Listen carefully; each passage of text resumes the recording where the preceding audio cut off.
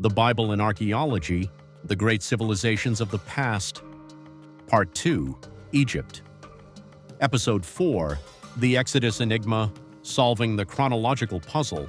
In this new episode, we delve into one of the most transcendental biblical accounts, directly linked to the emergence of a new nation and its humble origins, narrated by the protagonists themselves.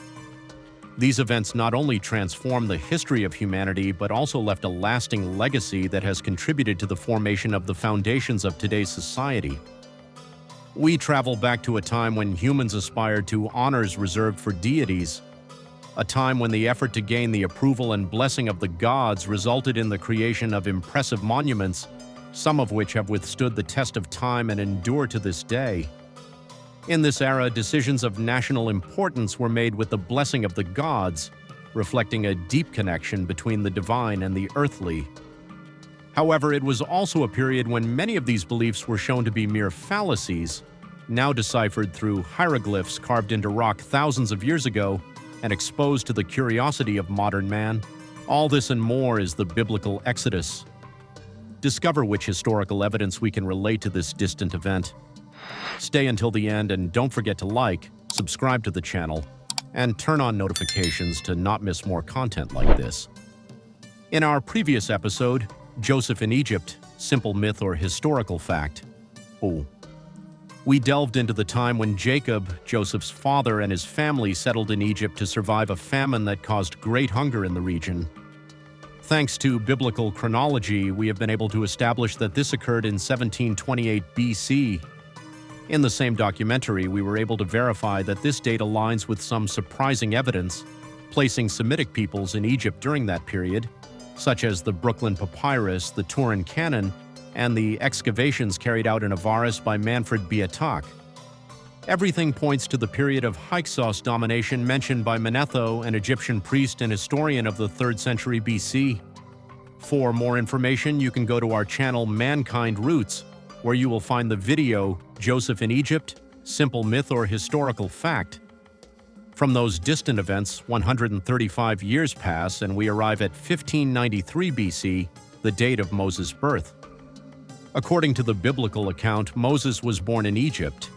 He was the son of Amram, grandson of Kohath, and great-grandson of Levi.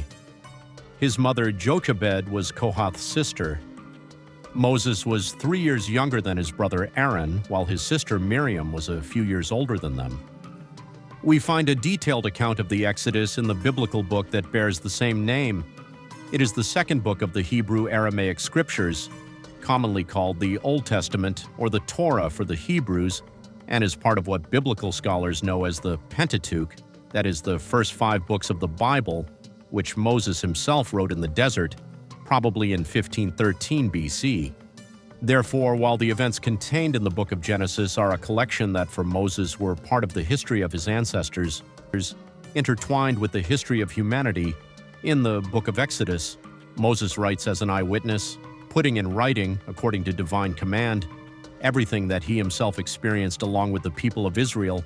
The book of Exodus begins with a description of the growth and multiplication of the Israelites in Egypt. The Pharaoh, fearful of their increasing number, subjects them to forced labor and orders the killing of all male Hebrew babies. Moses, a Hebrew baby saved from death, is adopted by Pharaoh's daughter and raised in the Egyptian court. When Moses is an adult, he witnesses the cruelty of the treatment of his Hebrew brothers and kills an Egyptian in their defense. He flees to Midian, where he marries and lives as a shepherd. One day, while tending his father-in-law Jethro's flock, God appears to Moses in a burning bush and commands him to return to Egypt to free the Israelites. God reveals himself and promises Moses that he will free his people from slavery. Moses returns to Egypt and confronts Pharaoh, demanding the release of the Israelites. Pharaoh refuses, which unleashes a series of 10 devastating plagues that God sends upon Egypt. Before the 10th plague, God instructs Moses about the celebration of the Passover, a feast in which the Israelites sacrifice a lamb and mark their doors with its blood so that the angel of death will pass over their homes.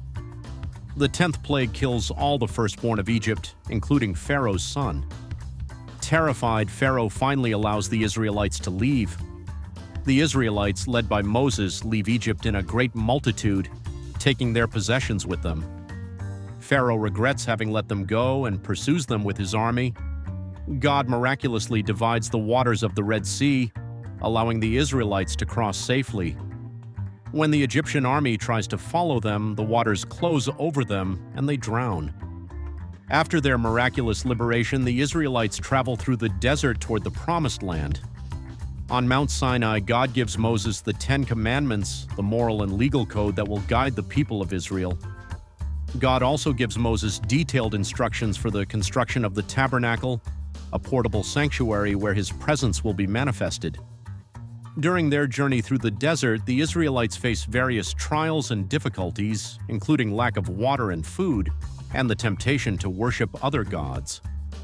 Moses intercedes for the people before God, and God provides them with manna and quails to eat, and water from the rock.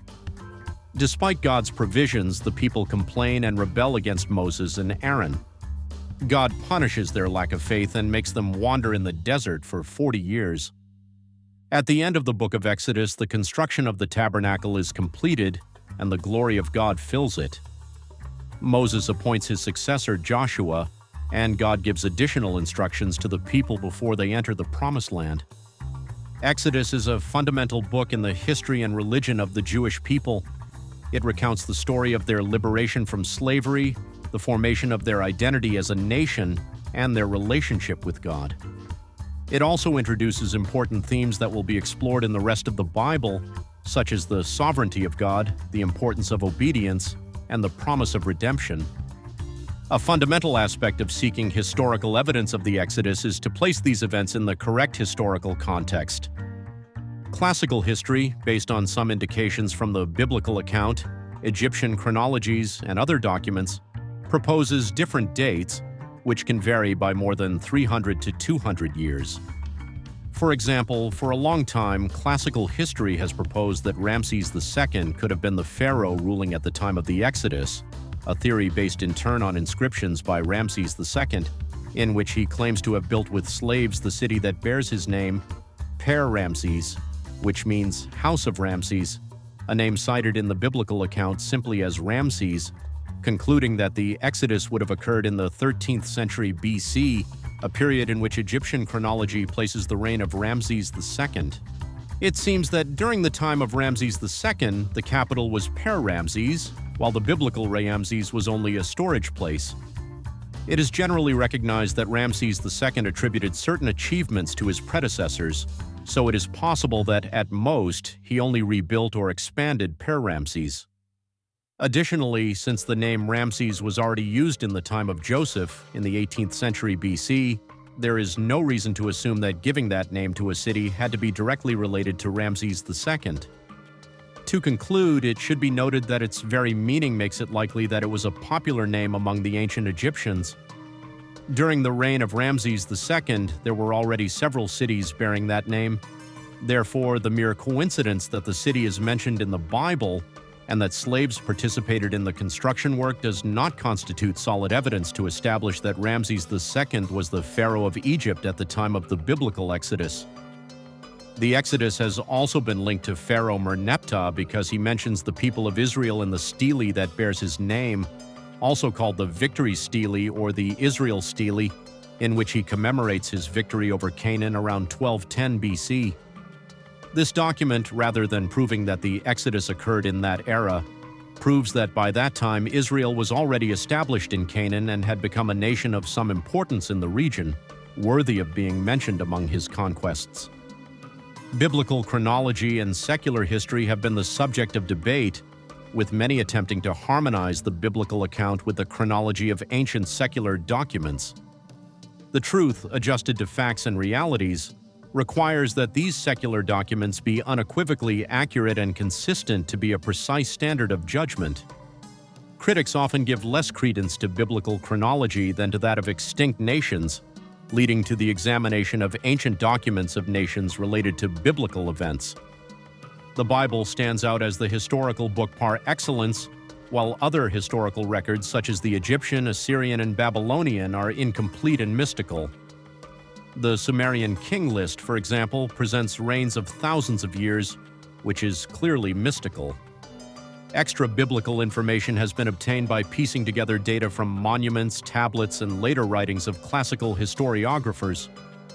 Although many tablets and papyri have been recovered, most are religious texts or commercial documents, with few historical writings that glorify emperors and their military campaigns. The historical content of the Bible, spanning about 4,000 years, is detailed and coherent, recording events from the beginning of mankind to the time of Nehemiah.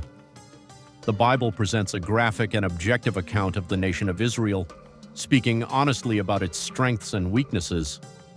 The biblical chroniclers had detailed records at their disposal, as evidenced in the books of Kings and Chronicles, and cite numerous books and official records demonstrating careful investigation and complete documentation. This is demonstrated by the extensive genealogies composed of hundreds of names that they were able to compile, as well as the objective and well-linked presentation of the reigns of each of the kings of Judah and Israel, and the relationship of these reigns with each other and with those of other nations. Modern historians still have doubts about the succession of certain Assyrian and Babylonian kings, even some belonging to the last dynasties. However, there is no such uncertainty regarding the kings of Judah and Israel. The observance of Sabbath years and Jubilee helped maintain an accurate record of the passage of years. The sense of time in the Bible, encompassing the past, present, and future, is another distinctive factor. Biblical prophecies often implied specific periods of time, making chronological accuracy a matter of great importance. Although some extra-biblical documents are older than the manuscript copies of the Bible, their content is of much inferior quality, contaminated by mysticism and political propaganda. The coherence and reliability of biblical chronology are easily distinguished when compared with other extra-biblical sources. The writer on archaeological subjects C.W. Saram notes that secular historical records are weak, confused, or erroneous, and have reached us in a fragmentary and half-erased manner by time. Saram describes chronological history as a purely hypothetical structure, comparing it to a chronological skeleton with very little around it. Secular chronology deserves trust only when it agrees with the biblical record. The apparent discrepancies in extra-biblical records may be due to the inability of modern historians to correctly interpret ancient methods. There is much evidence of carelessness, inaccuracy, and even deliberate falsification by historians and chronologists. In conclusion, biblical chronology is more reliable than classical history and archaeology. The Bible offers a detailed, coherent, and objective account. Evidence of this is the many references that biblical chronology provides to establish the historical date of the biblical Exodus, as we will see next. The 400 years of affliction. Approximately in the year 1933 BC, God, after having assured Abraham that his descendants would take possession of Canaan, declares the following in Genesis 15, verses 13 and 14. Then he said to Abram, "Know for certain that your offspring will be foreigners in a land not theirs, and that the people there will enslave them and afflict them for 400 years. But I will judge the nation they will serve, and after that they will go out with many goods." In this prophecy, the 400 years in which Abraham's descendants would be mistreated are distinguished, and when the 400 years ended, his descendants would be liberated. When do the 400 years begin and end? When Abraham was 100 years old, his son Isaac was born. Using the biblical genealogies, we can establish that Abraham was born in the year 2018 BC. Therefore, his son Isaac was born in 1918 BC. 14 years earlier, Ishmael, whom Abraham had with his Egyptian slave Hagar, was born. Ishmael, evidently out of jealousy and self-interest with the birth of Isaac, lost his right as the firstborn and mistreated his half-brother Isaac. The conflict between Ishmael and Isaac, which began when Isaac was only 5 years old, marked the beginning of a long series of afflictions for Abraham's descendants. This situation began to occur when Ishmael was 19 years old and Isaac was 5 years old. Therefore, this began to happen in the year 1913 BC. From 1913 BC onward, Abraham's descendants faced persecution and difficulties in Canaan, culminating in slavery in Egypt. Therefore, the 400 years predicted in Genesis 15 verses 13 and 14 began in 1913 BC and ended in the year 1513 BC, fulfilling the end of the affliction with the liberation of Abraham's descendants from Egypt, the 430 years. Another way to calculate the date when the Hebrews left Egypt is through the text of Exodus chapter 12, verses 40 to 42. The dwelling of the Israelites who had dwelled in Egypt was 430 years. At the end of the 430 years, on this very day, all the multitudes of Jehovah went out of the land of Egypt. It is a night on which they will celebrate Jehovah's bringing them out of the land of Egypt. This night is to be observed to Jehovah by all the people of Israel throughout their generations. Comments on this text from Exodus 12:40 clarify that in Hebrew the verb had dwelt is in the plural, suggesting that it may refer to the sons of Israel rather than to the dwelling. The Septuagint and the Samaritan Pentateuch render Exodus 12:40 in such a way as to include both the land of Egypt and the land of Canaan, indicating that the period of 430 years is not limited only to the time that the Israelites lived in Egypt. The Septuagint says, "But the sojourning of the children of Israel, which they sojourned in the land of Egypt and in the land of Canaan, was 430 years." The Samaritan Pentateuch mentions, "in the land of Canaan and in the land of Egypt." When did the 430 years begin and end? The Apostle Paul in Galatians chapter 3 explains that this period of 430 years began when Abraham, fulfilling the divine command from his residence in northern Syria, in the region of Haran, moved to Canaan, and that the 430 years would end with the Exodus. The biblical account records that Abraham left Haran when he was 75 years old. If Abraham was born in 2018 BC, this event must have occurred in 1943 BC, the year when the 430 years began. Other biblical references allow us to establish the number of years in which Abraham's descendants lived in Canaan before moving to Egypt. As we have seen, Abraham's son Isaac was born when his father was 100 years old in 1918 BC. Isaac was 60 years old when his son Jacob was born, along with his twin Esau. This happened in 1858 BC. Genesis in chapter 47, verse 9, informs us that Jacob was 130 years old when he arrived in Egypt, which surprised Pharaoh. This fact places us in the year 1728 BC, the year when the dwelling of Abraham's descendants in Egypt began. Therefore, we can establish that the period of 430 years indicated in Exodus 12:40 begins in the year 1943 BC and concludes in 1513 BC, of which Abraham's descendants dwelt 215 years in Canaan and 215 years in Egypt, from the 14th of the lunar month of Abib, later called Nisan, of 1728 BC, to the 14th of Nisan of 1513 BC, the date on which the Jewish Passover continues to be celebrated to this day. The building of Solomon's Temple. Another biblical reference that allows us to establish the date of the Exodus is found in the first book of Kings in chapter 6, verse 1, where it says, "In the 480th year, after the Israelites came out of the land of Egypt, in the 4th year after Solomon became king over Israel, in the month of Ziv, that is the 2nd month, he began to build the house of Jehovah." Thanks to the chronology and detailed sequence of the kings of Judah and Israel contained in the Bible, it is established that the 4th year of King Solomon's rule corresponds to 1034 BC. Therefore, if we go back from that year 480 years, as the text of 1 Kings refers, we arrive at the year 1514, 1513 BC, the 450 years. These biblical chronological investigations were already noted by Christians in the 1st century, as noted in the speech that the Apostle Paul delivers in Acts chapter 13, verses 17 to 20. "The God of this people Israel chose our forefathers, and he exalted the people while they lived as foreigners in the land of Egypt, and brought them out of it with an uplifted arm. And for a period of about 40 years he put up with them in the wilderness. After destroying 7 nations in the land of Canaan, he assigned their land as an inheritance. All of that was during about 450 years. When do the 450 years mentioned by the Apostle Paul begin and end? First of all, Paul speaks of when God chose our fathers. God chose the fathers of the Jews when it became clear that this line of descent would pass through Isaac and through no other son of Abraham.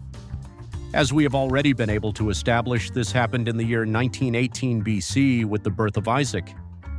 According to the Apostle Paul, from the birth of Isaac until they left Egypt and received the Promised Land as an inheritance, 450 years passed. Thus, we arrive at the year 1467 BC, that is 46 years after the Exodus from Egypt in 1513 BC. These 46 years correspond to the 40 years that the people of Israel wandered in the desert and 6 years in which they conquered the land of Canaan, as indicated in Joshua chapter 14, verse 7. I was 40 years old when Moses, the servant of Jehovah, sent me out of Kadesh Barnea to spy out the land, and I returned with a forthright report. After this episode, 40 years passed in the desert, and about 6 years to conquer the Promised Land, as indicated in verse 10. Now, just as he promised, Jehovah has preserved me alive these 45 years since Jehovah made this promise to Moses when Israel walked in the wilderness. I am still here today, 85 years old. In various biblical contexts throughout different historical periods, and with the contribution of various historical personalities, there is agreement in establishing the date of the Exodus in the year 1513 BC. Then why does classical history not take into account the biblical references to establish the date of the Exodus?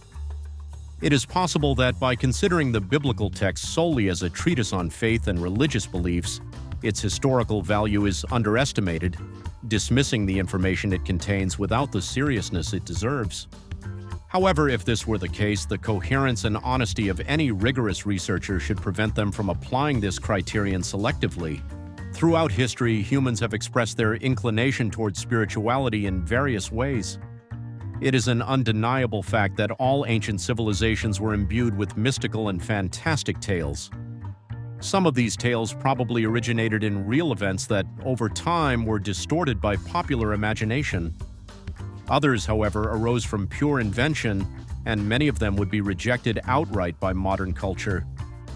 When comparing the content of the Bible with the remnants of the tales of ancient civilizations of its time, it is impossible to ignore the coherence and reliability of the historical record it offers.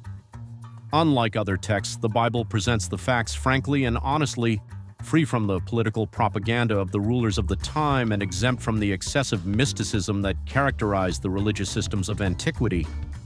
Its clarity and transparency make it a unique and valuable testimony for understanding the past.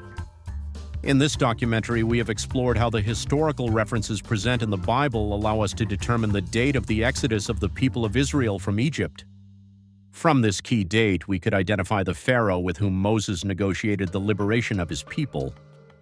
In our next episode, we will cross-reference the dates provided by the biblical text with the historical records of the reigns of the pharaohs, with the aim of discovering the identity of the Pharaoh of the Exodus. What did the archaeological evidence of that time reveal? Were there really 10 plagues? These and other questions will be addressed in our next documentary. Don't miss it. If you enjoyed this video, subscribe to the channel and turn on notifications to continue exploring fascinating content like this. We'll be waiting for you.